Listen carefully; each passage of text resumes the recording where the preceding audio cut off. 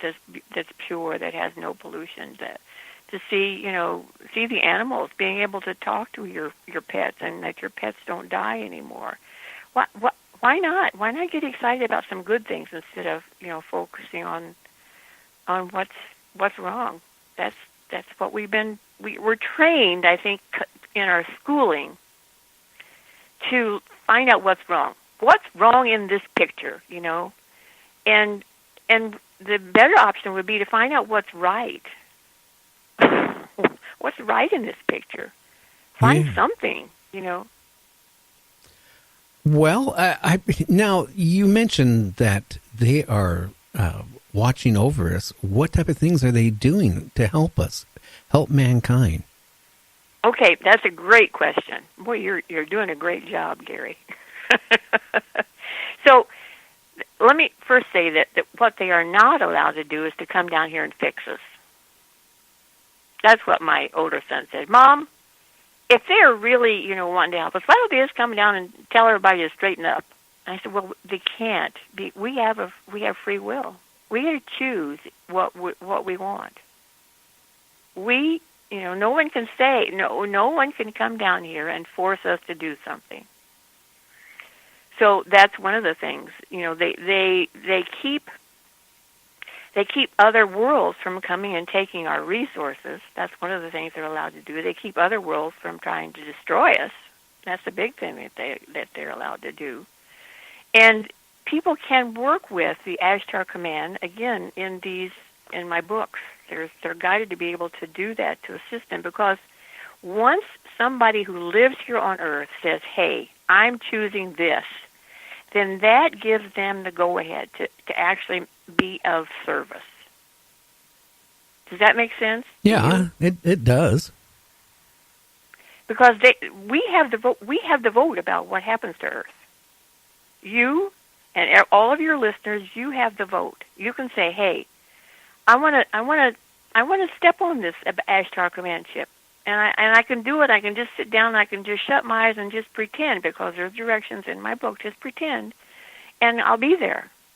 Archangel Michael escorts everybody who wants to do that. Escorts him to the ship. You're going to be time traveling. You're going to be stepping onto the 10th dimension above Earth, and you're going to add your thoughts and your good wishes and your hopes for the future of Earth to the transmissions. You're going to see Tonas, the Ashtar Commander, tall, dark, and handsome. He and I are going to be standing in front of a huge window that looks down on Earth. We're going to have this golden globe in our hands, and in it we've got a transmission approved by the Galactic Councils of Light. And you step aboard the ship, and you've already thought about, this is what I'm choosing for Earth. I want, and you always say the positive. You don't say I'm choosing to, I'm choosing to quit hating my neighbor. I'm choosing to love. I'm choosing to be the best that I can be. I'm choosing for peace for Earth. You choose the positive things, and then just send it into that globe, and we'll send it to Earth. You'll be giving yourself gifts from your past, because we started that in 2014. Well, how many people from Earth has done this? Do you know? I don't. I mean, I don't know how many people listen to the recordings on my website, or I'm also on Facebook, so you can find me there on Joy Elaine Books. Well, I mean, but I know that not the people on Earth. I don't know how many, but I know that there's millions and millions of the non-dual people that are supporting these transmissions. So it's not just Joy and some of the people that are sitting around the council table in book 2. It's already millions of people. So the thing is, you can be part of the wave, because it's going to start a wave of shift and elevation. Or you can just sit on the beach and read the books, and that's fine too. Even that, just reading the books and not even doing any of the work in them, is enough to shift collective consciousness. Do you understand what collective consciousness is? I certainly do, but the problem is it'd have to be mass amount of people to be able to do that. Well, we've already got a mass amount of people, but people that are living off of Earth.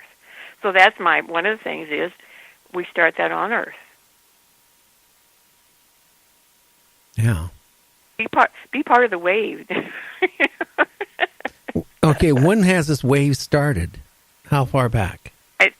Well, I started the books in 2000.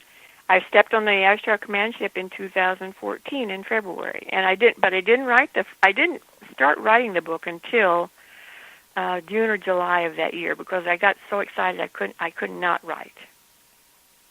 Well, you got to tell me how did you actually get on that ship? I mean, what were you Okay. were you like sleeping, or were you watching TV, or just walking? No, I was sitting in my front room, and I just kind of got quiet and went into a meditative state. So Serenity Vibration Healing teaches one of the things. It helps you clean up your own life. So I did that I worked on myself for about for a decade because I'd been in some relationships that weren't so good. I was divorced. I'd been involved with an unhealthy relationship after my divorce, and I wanted to really not be drawn into those kinds of situations again. So I started, cleaning up my own act, like I said, getting rid of a lot of stuff that Serenity helps you get rid of, like curses and karma and old contracts and icky stuff like that. And then I decided, well, I feel so good doing this work and could feel the shifts in my body. I thought, well, I want to help other people, because I'm an Aquarian, one of those people that out to save the world. Uh-huh. So I started, I learned the techniques to move what's called my energy body, because, we're more than just this body of flesh we're sitting in. We have an energy component to our bodies, layers of that.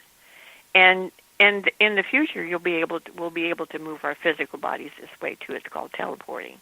But for now, I was moving my energy body, and my clairvoyance when I do that is exceptional. I can hear the master speak just like you and I are talking. All right. So I know that the information in this book I feel is very accurate because they don't lie. Non-dual people don't lie. It's just not their reality. They don't lie. They don't do all the things that people in duality do. Now, that doesn't mean that they'll tell me everything that I ask, because it's not like Clue where they say the butler did it in the pantry with a candlestick. They're not allowed to advance humans beyond their capabilities. Okay. That's one of the galactic laws. Okay. They can't just come down here and say, "Oh, well, here's your solution to free energy." We're doing work in the books to help people on Earth with free energy, to help the scientists on Earth. But there again, it's up to us. It's our job, and it can be a fun job. I mean, the books are not just nose to the grindstone. There's fun in them. I get to talk with fairies. I get to talk with dragons. I get to work with a genie who is absolutely Laponi is the genie that I meet in the first book, and he's fantastic. He lived on Earth at one time, but was on Andromeda at the time that I met him. So did I before I get sidetracked, did I answer your question about how I'm talking with these other people? Or you have, yes, to a certain point. I'm just trying to digest what you're saying at this point. I know. I know. It is a lot, and I'm looking at these. I got these books stacked up next to me, and I'm thinking of all the stuff that's happened in all of them, and it's just mind-boggling. Now, you mentioned fairies. I actually, done some research, like on little people too, and fairies and stuff like that. Well, I do believe they did exist, and they do exist on Earth. Yes, good. I'd love to talk about the fairies. Can we do it? Oh, well, certainly. Okay. So, towards the end of this first book, which is called Path of Sweetness, I was working with one of my angel guides whose name was Esra, and Esra is a guy. And he reminded me about this fairy that I knew when I was little.